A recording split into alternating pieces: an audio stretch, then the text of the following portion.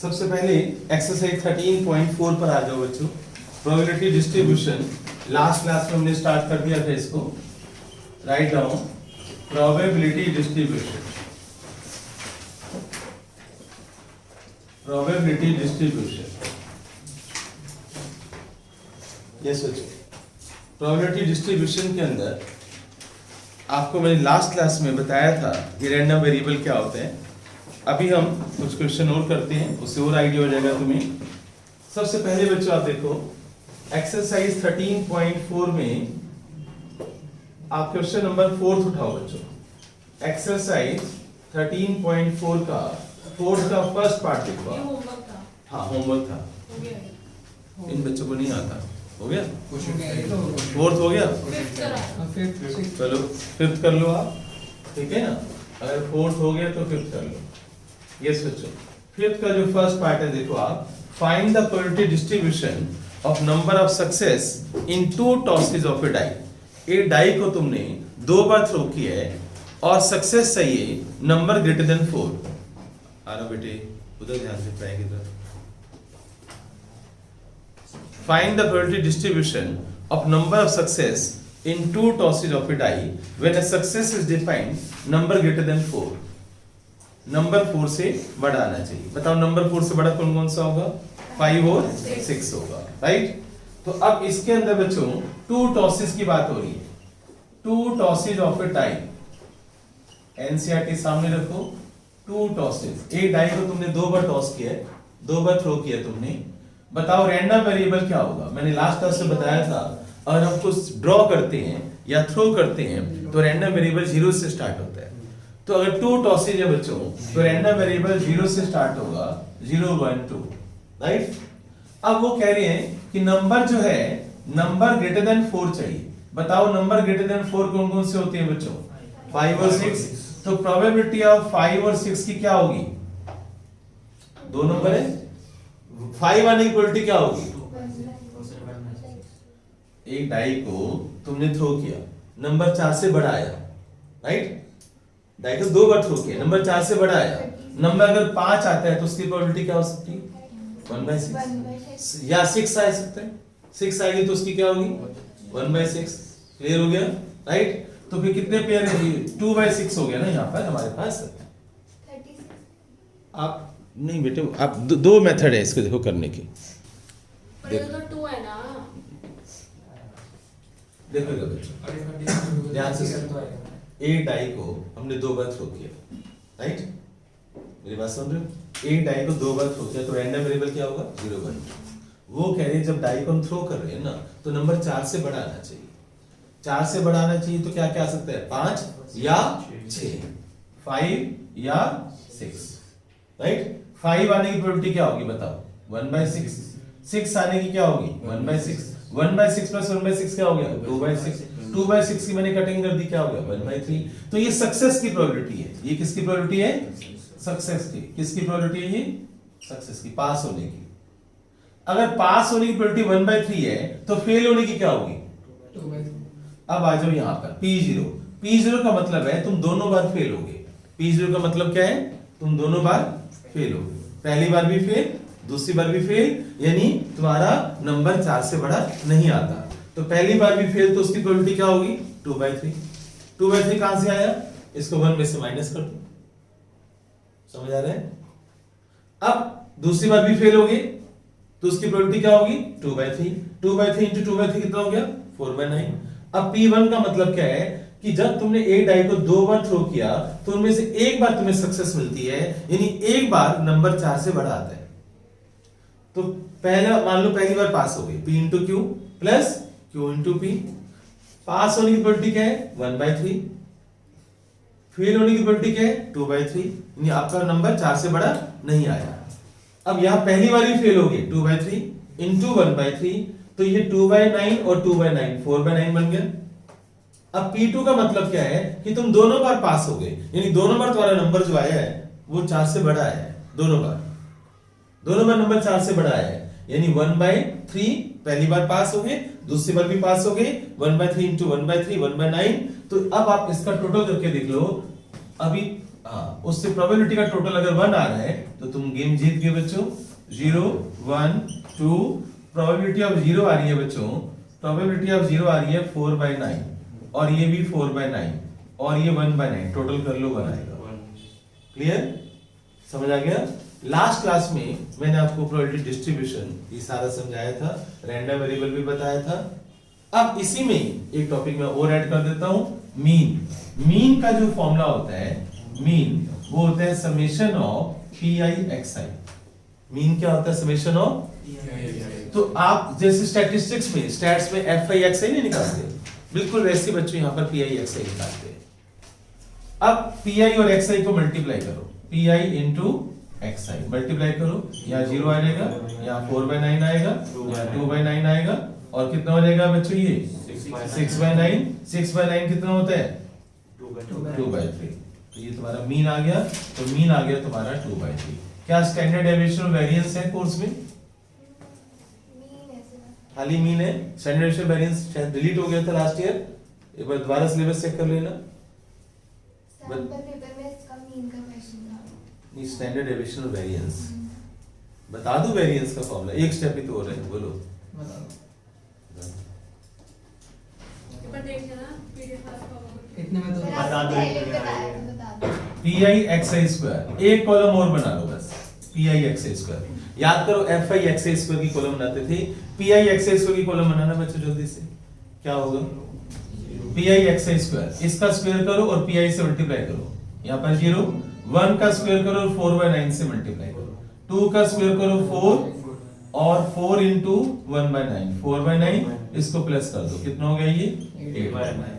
अब बच्चों वेरिएंस का जो फॉर्मूला होता है वो आप लिखोगे summation of P I X I square minus P I minus summation of P I X I whole square. ध्यान से देखो बच्चों मैंने क्या लिखा है, summation P I X I square minus summation P I X I whole square. इसकी value कितनी आ रही है बच्चों? 8/9, और इसकी वैल्यू ऊपर आई है 2/3, 2/3 का स्क्वायर कितना हो गया बच्चों? 8/9 माइनस 4/9, 4/9।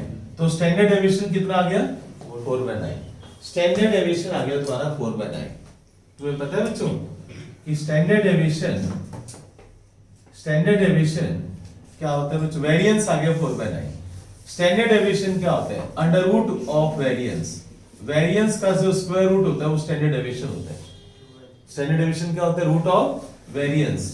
तो रूट ऑफ वेरिएंस कितने बच्चों? 4/9। तो आंसर क्या होगा?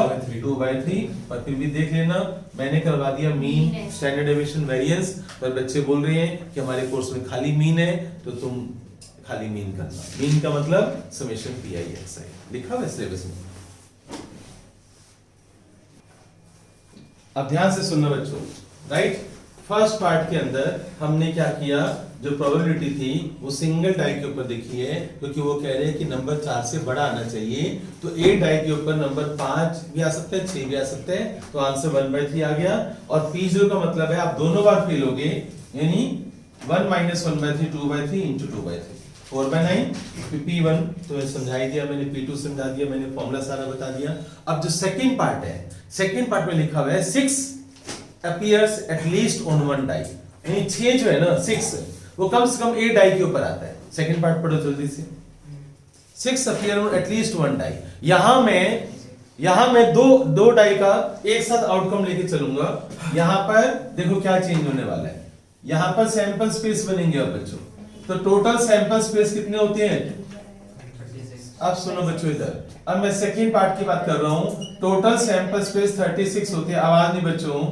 फेवरेबल आउटकम्स बच्चों, कम से कम एक डाई के ऊपर 6 आएगा, कम से कम एक डाई के ऊपर 6 आएगा। तो क्या क्या हो सकता है सोचो आप। 6/1 और क्या हो सकता है बच्चों? 6/2, 6/3, 6/4, 6/5, 6/6। बोलने बेटे, बोलो नहीं। अच्छा, और बच्चों कम से कम एक डाई के ऊपर 6 आएगा। 1 6, 2 6, 3 6, 4 6, 5 6। इसको दोबारा नहीं लूंगा मैं।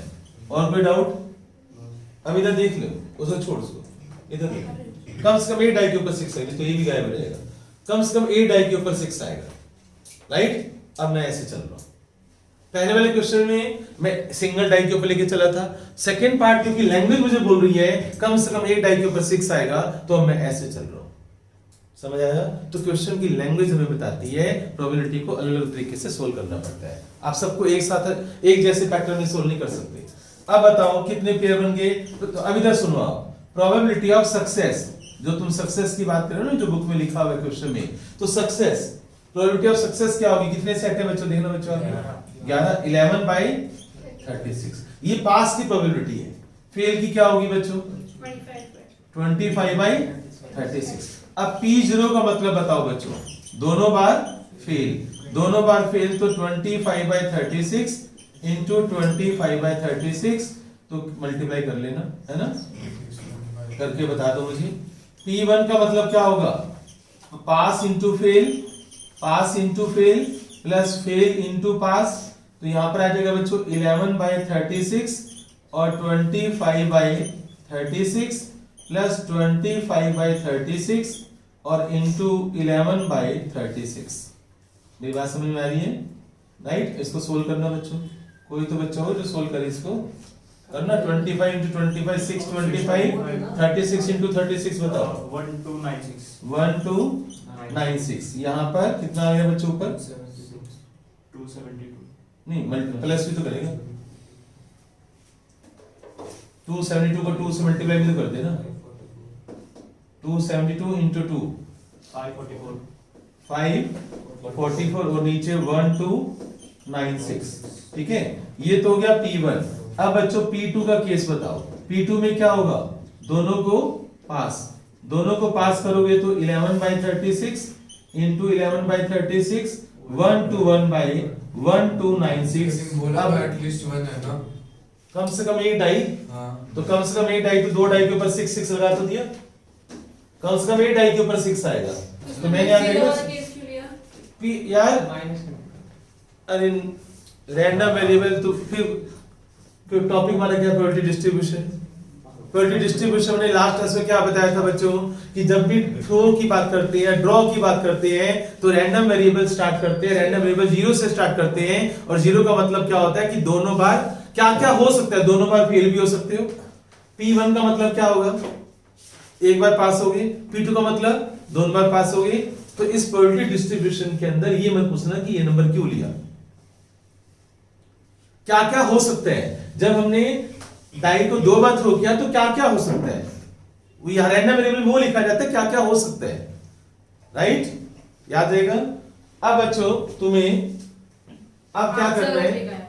अब बच्चों यहां पर आंसर देख लेते हैं। अभी यहां पर बच्चों मुझे बताओ जल्दी से, क्या इसमें कोई गलती है? क्या गलती की है? 550 है। 550 कौन लल्लू था जिसने बताया मुझे आंसर आया? हाँ बच्चों,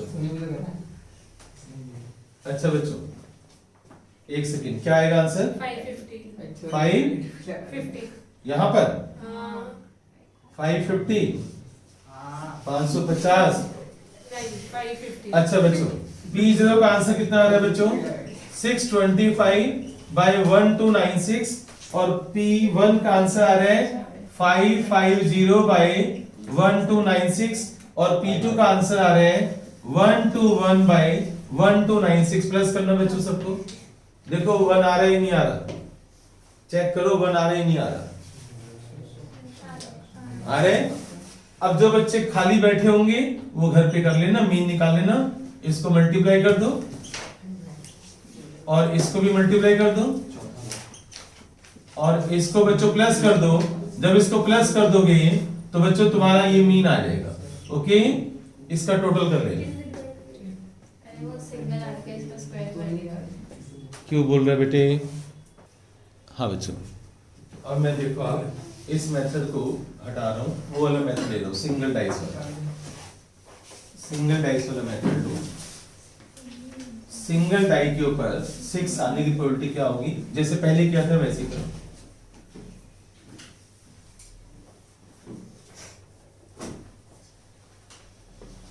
देखो बच्चों, 2 टॉसेज ऑफ ए डाई, यही। अब प्रोबेबिलिटी ऑफ 6 बच्चों, 6 आने की प्रोबेबिलिटी क्या होती है? 1/6, और फेल होने की क्या होगी बच्चों? 5/6, राइट? P0 का मतलब है तुम दोनों बार फेल होगे Q इंटू Q, तो 5/6 इंटू 5/6 25/36, ये वाला मेथड लेकर चलो आप। P1 का मतलब है बच्चों आप पहली बार पास होगे, दूसरी बार फेल होगे। P हो गया बच्चों हमारा 1/6 इंटू 5/6 प्लस 5/6 इंटू 1/6, तो 10/36। और P2 का आंसर है बच्चों कि तुम दोनों बार पास होगे 1/6 इंटू 1/6 1/36। पीछे एनसीईआरटी में जो सॉल्यूशन है उसमें उन्होंने क्या किया हुआ है, आंसर लिखने जो आंसर लिखा उन्होंने वो सुनो आप। आंसर उन्होंने 2 नहीं लिखा, ये 2 नहीं लिखा, उन्होंने P0 का आंसर लिखा है पीछे 25/36 और P1 का आंसर उन्होंने लिख दिया 10/36 प्लस 1/36 11/36 लिख दिया, जो कि गलत है, ऐसा नहीं होना चाहिए। आप P1 को ऐसे इकट्ठा थोड़ी करके लिख सकते हो, आप अलग अलग लिखो। P1 का आंसर है 10/36, P2 का आंसर है 1/36, टोटल कितना आ जाएगा बच्चों 1 आ जाएगा। क्लियर? अब इसके बाद मीन निकालना होगा, तो आप PI XI करके आप मीन निकाल लोगे, इसको मल्टीप्लाई कर दो और इनको जब तुम प्लस करोगे तो 12/36 कटिंग कर लेना, तो 1/3 आ जाएगा, ये तुम्हारा मीन आ जाएगा। तो पहले वाला सॉल्यूशन काट दो, पहले वाला सॉल्यूशन काट दो बच्चों, ये वाला सॉल्यूशन आपने करना है, पहले वाला सॉल्यूशन हटा दो, ये वाला सॉल्यूशन करो और ये वाला आंसर लिखो। राइट? जो एनसीईआरटी में उन्होंने 1 तक किया हुआ है वो नहीं, ये वाला चार्ट बनाओ मेरे वाला।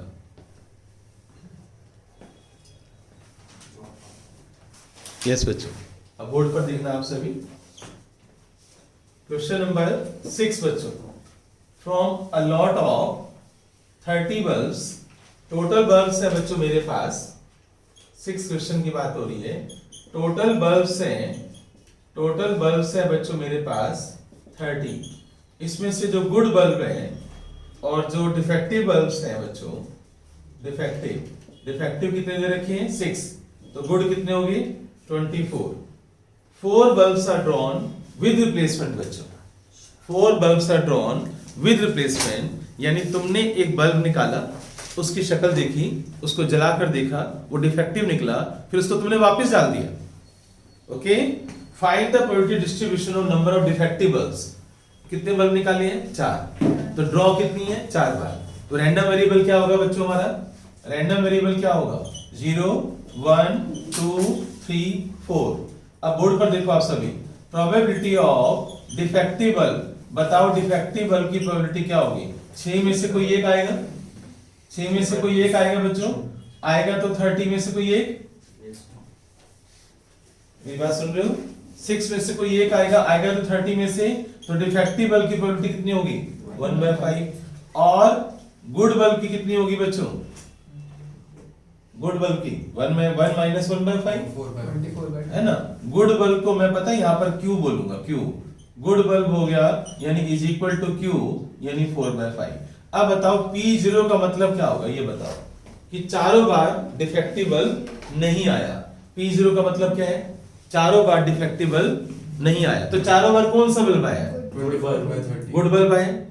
राइट, तो चारों बार अगर गुड बल्ब आया बच्चों, तो मैं ऐसे लिखूंगा ना Q into Q into Q, तो क्या लिखूंगा मैं 4/5 4/5 4/5 4/5, कितना आ गया बच्चों ये 256/625 आ रहा बेटे, सब ठीक हो जाएगा।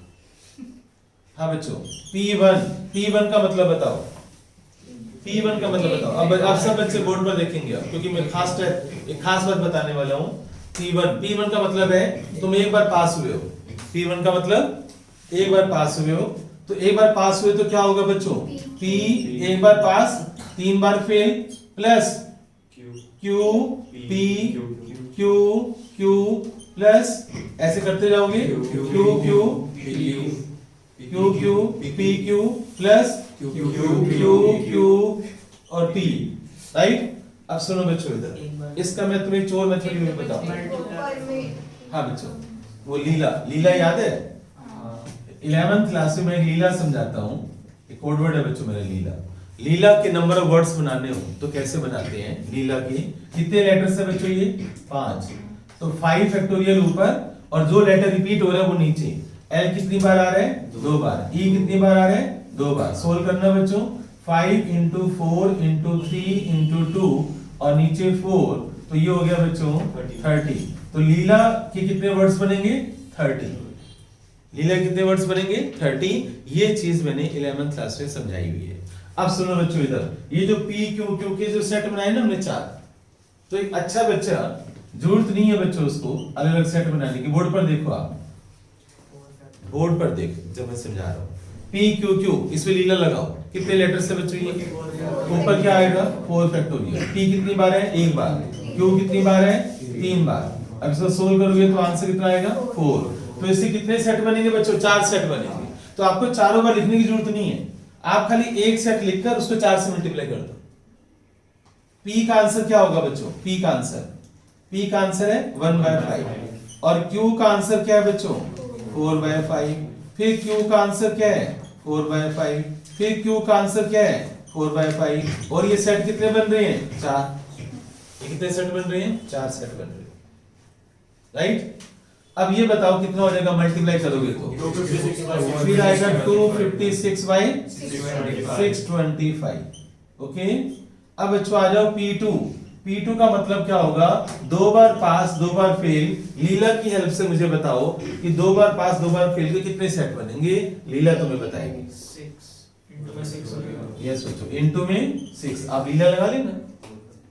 अब बच्चों 1/5, भाई डिफेक्टिव वाले वाले की प्रोबेबिलिटी क्या है? 1/5। फिर दूसरा भी डिफेक्टिव आया, उसकी प्रोबेबिलिटी क्या है? 1/5। फिर बच्चों डिफेक्टिव नहीं आया, 4/5 into 4/5 into 6 कितना है बच्चों? आंसर चेक मल्टीप्लाई करो, 96 अपॉन में 625। अब आप और कुछ बचा? P3 का मतलब क्या होगा? 3 बार पास 1 बार फेल, इसके 4 सेट बनेंगे। अब लीला लगा देना। अब मैंने लीला समझा दी है, वो आप लगा सकते हो। 3 बार पास 1 बार फेल। अब बच्चों इसको सोल्व करना, 1/5 into 1/5 into 1/5 into 4/5 into 4, 16 upon में 625। और P4 का मतलब क्या होगा? कि चारों बार तुम पास हो गए, चारों बार डिफेक्टिव बल्ब आया है। डिफेक्टिव बल्ब की प्रोबेबिलिटी क्या होगी बच्चों? 1/5 1/5 1/5 1/5 कितना हो गया? 1/625। ये लीला नोट कर ली तुम सभी ने? ये लीला नोट कर लेना। और फिर बच्चों आप प्रोबेबिलिटी डिस्ट्रीब्यूशन का चार्ट बनाओ। देखो क्या इनका आंसर बन आ रहा है? P0 का आंसर देखो, इसको और इनको प्लस करो ना बच्चों। प्लस करने पर चेक करो कि आंसर बन आ रहा है। इन चारों को प्लस करो, 1 2 3 4 और 5। पांचों को प्लस करके मुझे बताओ क्या टोटल बन आ रहे हैं बच्चों। अगर टोटल बन आ रहे हैं तो तुम ठीक हो। तो ये हमने 6th क्वेश्चन किया बच्चों। जब आप सभी देखो अब क्या लिखा हुआ है, 7/13.4। A coin is biased so that head और tail का जो रेशियो है ना वो 3:1 है। Head is 3 times as likely to occur as tail.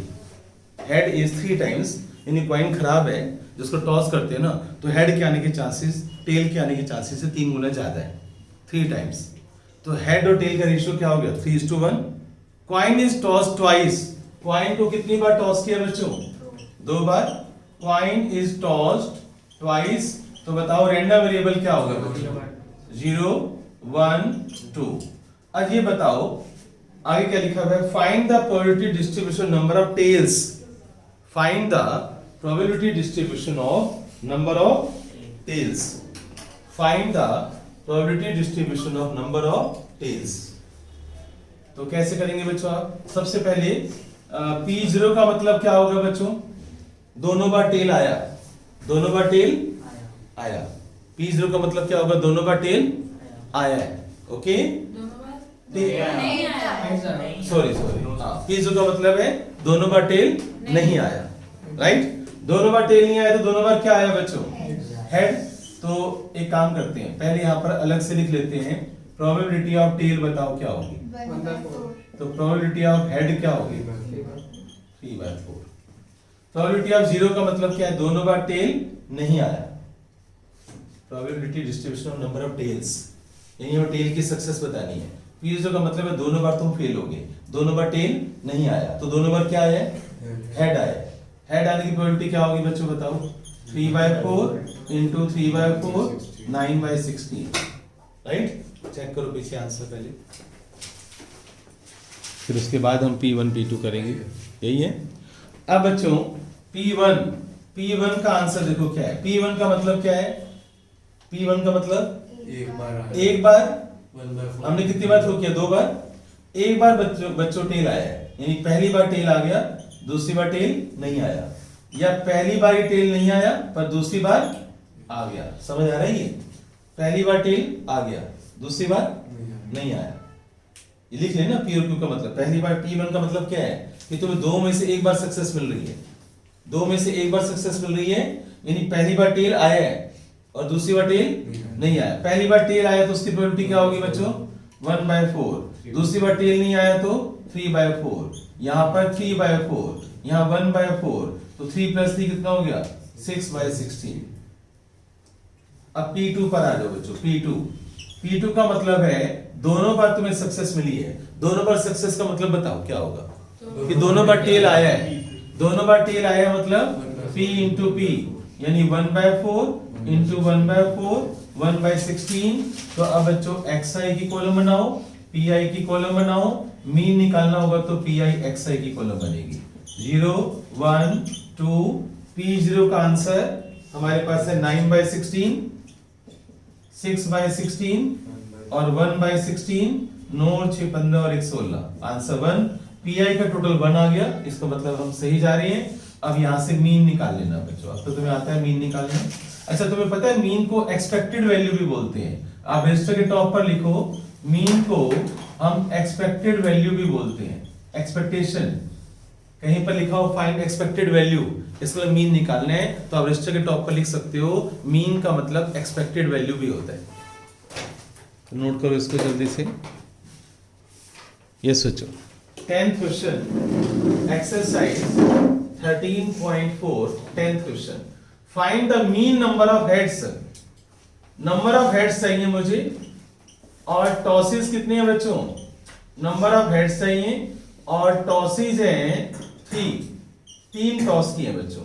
Tosses of coin को 3 बार टॉस किए. क्वाइन को 3 बार टॉस किए.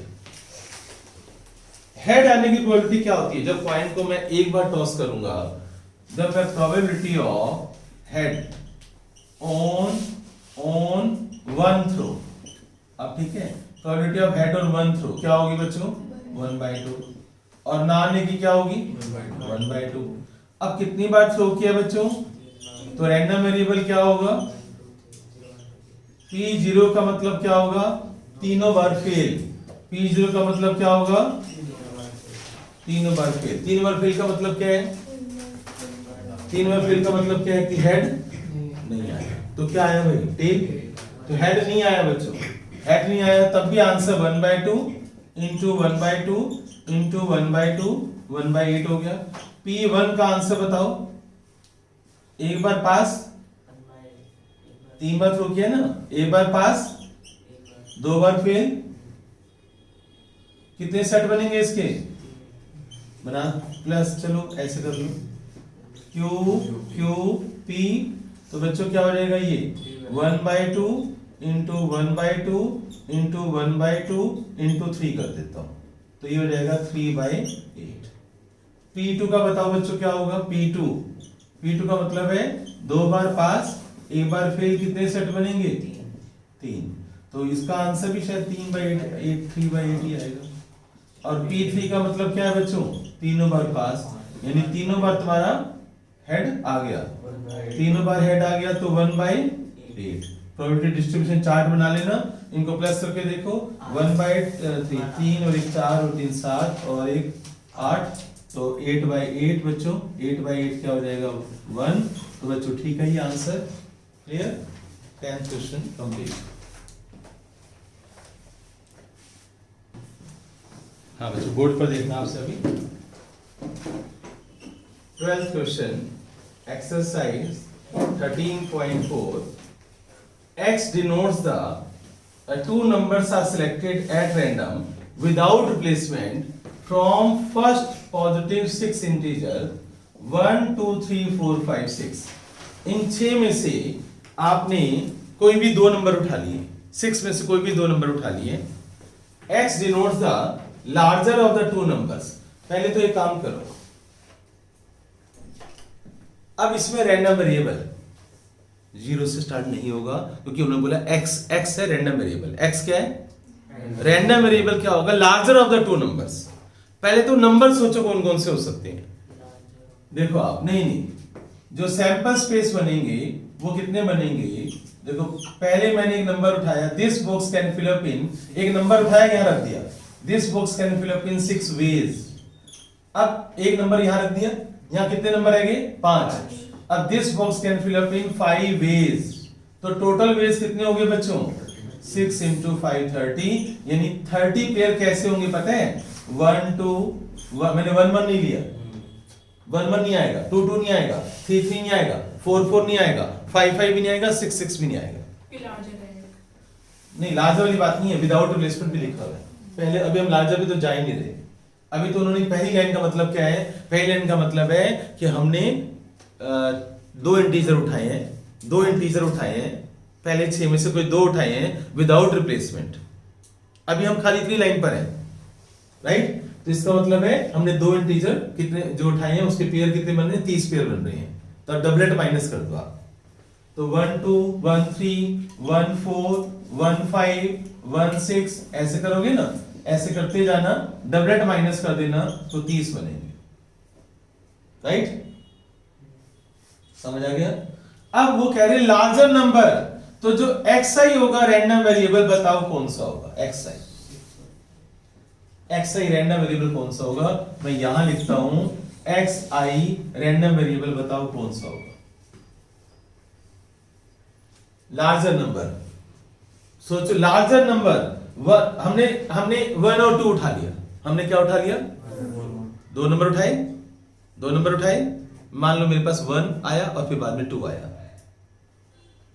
तो इसमें लार्जर नंबर कौन सा होगा तो लार्जर नंबर कहां से स्टार्ट होगा 2 से स्टार्ट इसके पेयर कितने हैं बच्चों 1 2 2 1 भाई पहले 1 आ गया बाद में 2 आया ये भी तो हो सकता है पहले 2 आ जाए बाद में 1 आ जाए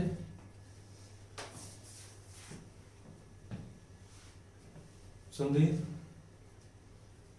ठीक है अब मान लो बच्चों 3 उठाया तुमने क्या उठाया लार्जर नंबर 3 बताओ लार्जर नंबर 3 के लिए पेयर कौन से होंगे 1 3 होगा 3 1 होगा और कुछ 3 2 होगा इसकी प्रोबेबिलिटी क्या होगी बच्चों P2 इसकी प्रोबेबिलिटी क्या होगी कितने टोटल पेयर कितने हैं 30 तुम्हारी फेवर में कितने हैं 2 तो इसकी प्रोबेबिलिटी क्या होगी कि लार्जर नंबर 2 आएगा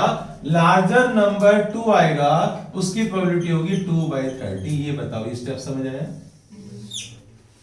और लार्जर नंबर 3 होगा उसकी प्रोबेबिलिटी कितनी होगी 4/30 अब समझ आ गया मैं क्या कर रहा हूं अब लार्जर नंबर 4 उठाओ 4 बताओ इसे क्या क्या बनेंगे 1 4 4 1 2 4 4 2 3 4 4 4 4 4 हो सकता है 4 3 कितने हो गए ये 1 2 3 4 5 6 तो इसकी प्रोबेबिलिटी क्या होगी 6/30 अब बताओ लार्जर नंबर 5 आया बच्चों तो 1 5 5 1 2 5 5 2 और बोलो 3 5 5 3 और बोलो 4 5 5 4 और बोलो कितने हो गए ये श्योर तुम ध्यान से देखो 2 4 6 8 तो अगला कौन सा आएगा श्योर करके देखना लार्जर नंबर 6 ले लो आप बनाओ बनाकर देखो क्या 10 आ रहा है क्या बनाना बच्चों, तुम बनाओ, मैं नहीं बना रहा। लार्जर नंबर 6 आना चाहिए, तो ऐसे पेयर उठाओ और देखो 10 पेयर बन रहे हैं क्या तुम्हारे पास? बनाओ यार, ऐसे मत हवा में मत बोलो यार, बनाओ बनाओ 10 बनाओ, ये 10 बनने चाहिए, मुझे बना कर दिखाओ। 10/30 आंसर आएगा तब, जल्दी करो। क्या लार्जर नंबर 7 हो सकते हैं क्या? नहीं